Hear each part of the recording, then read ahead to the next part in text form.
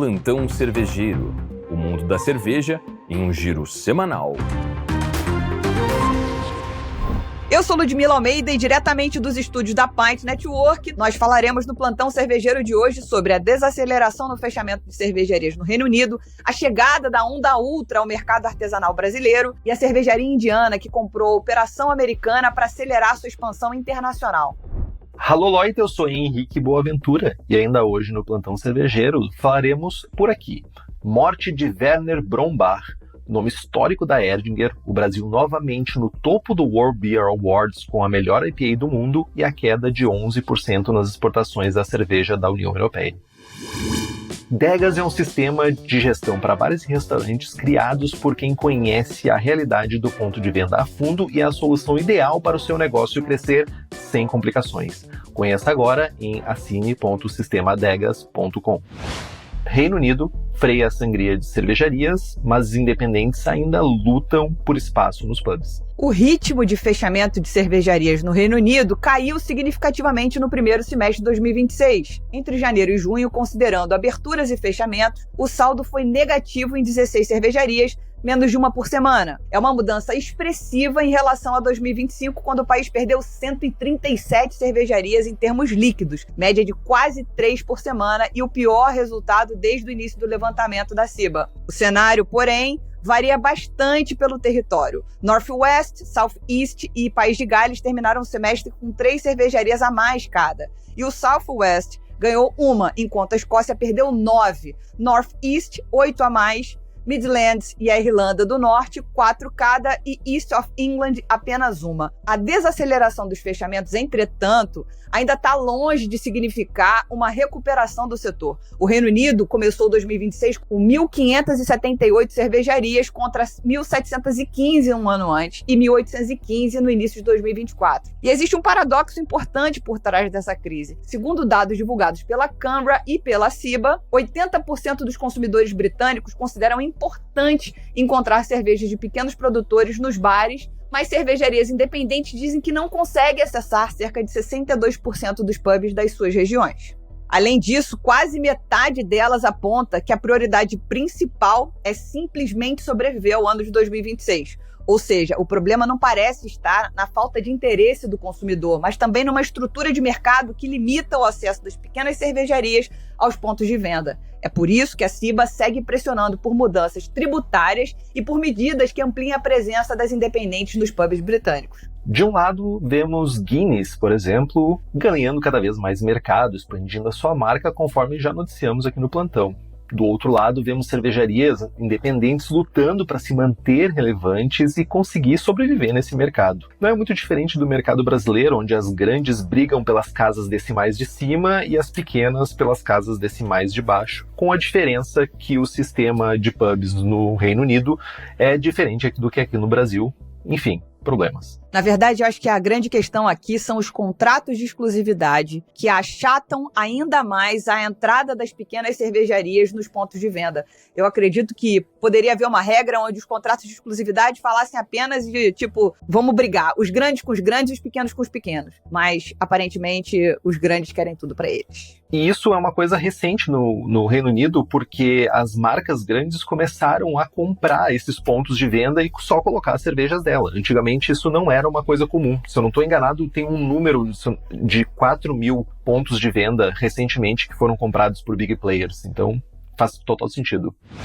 A onda das cervejas ultra chega até as artesanais. Turati amplia a aposta em baixa caloria, low carb e zero álcool. O Grupo Turati está ampliando a sua linha ultra e colocando a cerveja artesanal mais diretamente na disputa por um consumidor que busca produtos associados à leveza, moderação e bem-estar. A cervejaria lança uma Session IPA ultra low carb com 36 calorias por cada 100 ml de cerveja e reformula sua American Lager sem álcool, que passa a ser também sem glúten, ganha nova receita e tem 26 calorias para cada 100 ml. A expansão acontece depois da ultra low carb conquistar medalhas de prata no concurso brasileiro da cerveja de 2026 e mostra que atributos como menos calorias, menos carboidratos, ausência de glúten e redução ou retirada de álcool começam a ocupar um espaço cada vez mais importante também entre as cervejarias independentes. E a Turati está acompanhando um movimento bem maior. No Brasil, a produção de cerveja sem álcool saltou de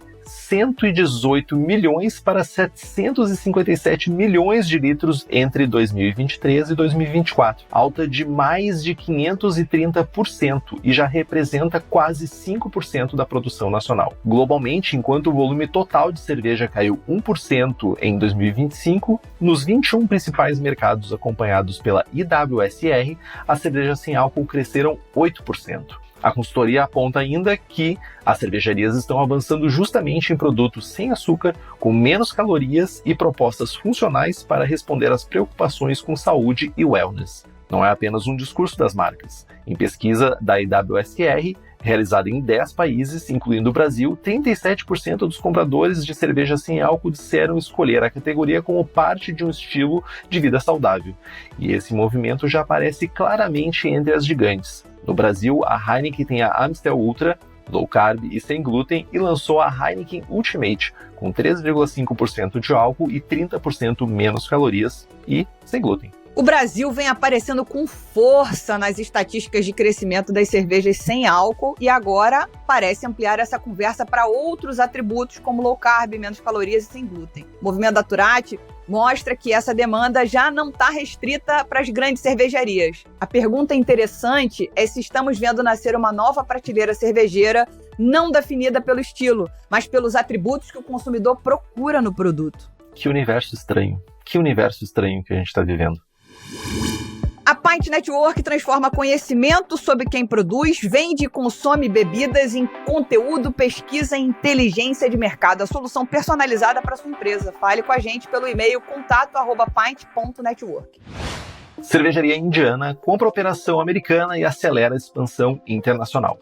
A Iron Hill Índia, considerada a maior rede de microcervejarias da Índia, adquiriu a americana Iron Hill Brewery, da Pensilvânia, em processo de falência numa rara operação internacional liderada por uma cervejaria indiana. A empresa investiu cerca de 7 milhões de dólares no negócio, incluindo 4 para reabrir 5 unidades nos Estados Unidos e passou a controlar globalmente a marca Iron Hill. A estratégia foi ficar apenas com operações consideradas financeiramente saudáveis, sem assumir as unidades deficitárias da antiga companhia. Hoje, a Iron Hill tem cerca de 10 unidades entre os dois países e pretende chegar a 43 até 2030, sendo pelo menos 16 nos Estados Unidos e 27 na Índia. O movimento chama atenção pelo contraste entre os dois mercados. Enquanto o craft beer nos Estados Unidos atravessa um período de retração e consolidação, a cerveja artesanal na Índia representa no máximo 1% do mercado cervejeiro, segundo a Brewers Association of India, e há bastante espaço para crescimento das microcervejarias. Uma estimativa do fundo realizado pela Optimist Capital, citada pelo Business Standard, apontava cerca de 300 microcervejarias no país em 2024, mais de 80 delas apenas em Bengaluru. De acordo com os dados citados pela agência de notícias Reuters, o consumo de cerveja na Índia permanece baixo, em torno de 2 litros por habitante por ano. Iron Hill quer aproveitar justamente essa combinação, levar à Índia processos produtivos, automação, tecnologia e estilos desenvolvidos no mercado craft americano, ao mesmo tempo em que usa a aquisição para construir uma operação internacional. Um mercado que foi criado basicamente pela colonização inglesa e que por muitos e muitos anos sofreu a repressão, de certa forma, religiosa ao consumo de álcool, agora volta sua atenção para a América do Norte. Há bastante tempo vem sendo falado por especialistas do meio cervejeiro sobre o momento onde a Ásia terá o seu boom da cerveja, o que irá mudar drasticamente o cenário que existe atualmente. A gente continua aguardando esse boom. Acho importante a gente pontuar aqui que eles citam 1% do mercado com consumo baixíssimo de cerveja. O Brasil é um dos grandes produtores e consumidores de cerveja do mundo e a gente também luta aqui com 1% de mercado e a gente já sabe que aqui não significa que tem espaço para crescimento. Uma coisa bem interessante também, eu queria saber o número de big players na Índia. Não tenho essa informação. Procurei e não achei. Morre Werner Brombacher, o cervejeiro que ajudou a levar a Weissbier bávara para o mundo. Werner Brombacher, empresário que comandou por décadas a Erdinger Weissbier, morreu no dia 8 de agosto aos 86 anos. Brombacher entrou em 1965 na cervejaria então administrada pelo pai, Franz Brombach, quando a produção era de cerca de 40 mil hectolitros por ano. Sob sua liderança, Edinger expandiu a distribuição da Weissbier além da Baviera e viu sua produção chegar à casa do 1,5 milhão de hectolitros anuais. Em 1990, a cervejaria já havia ultrapassado pela primeira vez a marca de 1 milhão de hectolitros. A expansão internacional acontece sem abandonar uma característica defendida por Brombach. A produção permanece concentrada em Erding, na Baviera, de onde as cervejarias são exportadas para mais de 100 países nos 5 continentes. Nas últimas décadas, a empresa também fortaleceu sua ligação com o esporte e com a cerveja sem álcool, segmento em que a Edinger Alcoholfrei mantém há mais de 25 anos uma estratégia ligada especialmente aos esportes de resistência. Em 2025, Brombach transferiu suas participações na cervejaria para Werner Brombach Familien Stiftung, fundação familiar criada para dar continuidade à empresa, da qual permaneceu como presidente do conselho até a sua morte. O que me chama a atenção na trajetória do Brombach é que a Edinger cresceu de forma gigantesca, sem abrir mão de uma identidade muito clara, que era produzir a cerveja na cidade e vender essa origem para o mundo. E ele também soube antecipar movimentos que hoje me parecem óbvios, associação da cerveja sem álcool ao esporte. Talvez o maior legado tenha sido esse equilíbrio entre tradição e expansão global. Além disso tudo, talvez um dos pontos mais importantes é a preparação da empresa para continuar independente depois dele. A NP Brewing oferece lúpulos frescos, maltes selecionados e leveduras de excelência, insumos de qualidade para sua cerveja se destacar. Saiba mais no @NP Brewing no Instagram.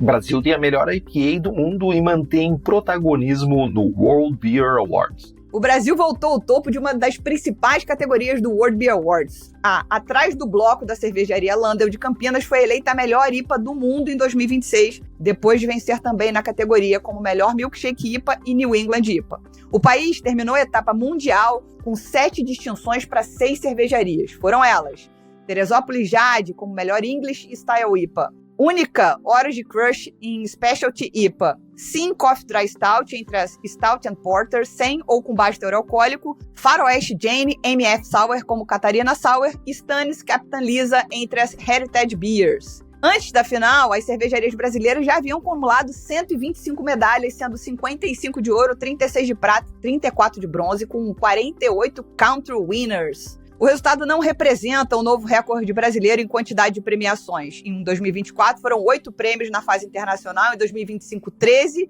para 12 cervejarias. Já a Hop Lager da Alpa Beer venceu tanto no estilo quanto no título geral do World Best Lager. Agora, em 2026, são 7 premiações para 6 cervejarias. A comparação exige alguma cautela, porque as próprias divulgações dos resultados usam nomenclaturas e formas de contabilização diferentes entre os anos. Ainda assim, um dado mostra a consistência no desempenho brasileiro pelo 2º ano consecutivo. Uma cerveja nacional chega ao prêmio máximo de uma das grandes categorias do concurso. Lager em 2025 e agora a IPA em 2026. Na etapa anterior à final, o total de condecorações brasileiras também passou de 121 em 2025 para 125 esse ano. Mais do que uma escalada contínua no número de prêmios, os resultados recentes mostram cervejas brasileiras se mantendo entre as grandes vencedoras do World Beer Awards. Parabéns para todas as cervejarias que conseguiram essa tão importante premiação, e eu tenho certeza que se fosse um campeonato mais acessível financeiramente para as cervejarias, nós teríamos ainda mais medalhas. Para vocês terem uma ideia, para mandar uma cerveja para fora do Brasil para participar de um concurso, algumas cervejarias falam entre 3 a 4 vezes mais do que um concurso brasileiro, então não é para todo mundo. Mundo compra menos cerveja europeia, exportações da União Europeia caem 11% em 2025. As exportações de cerveja com álcool da União Europeia para países fora do bloco caíram 11% em 2025, chegando a 3,2 bilhões de litros, segundo a Eurostat. A retração das vendas externas foi bem mais intensa do que observada dentro do próprio mercado europeu. No mesmo ano, a produção de cerveja na União Europeia caiu 2,9% e o consumo recuou 3,2%, enquanto as exportações europeias chegaram ao menor nível desde 2014. Para a Brewers of Europe, o setor enfrenta um cenário prolongado de baixo consumo, confiança enfraquecida dos consumidores, redução dos gastos e custos elevados. Ao mesmo tempo, a cerveja sem álcool segue na direção contrária. Avançou 5,9% em 2025 e já representa 1 a cada 12 cervejas consumidas na União Europeia. A fraqueza da demanda, porém, não foi o único obstáculo para quem vende a cerveja europeia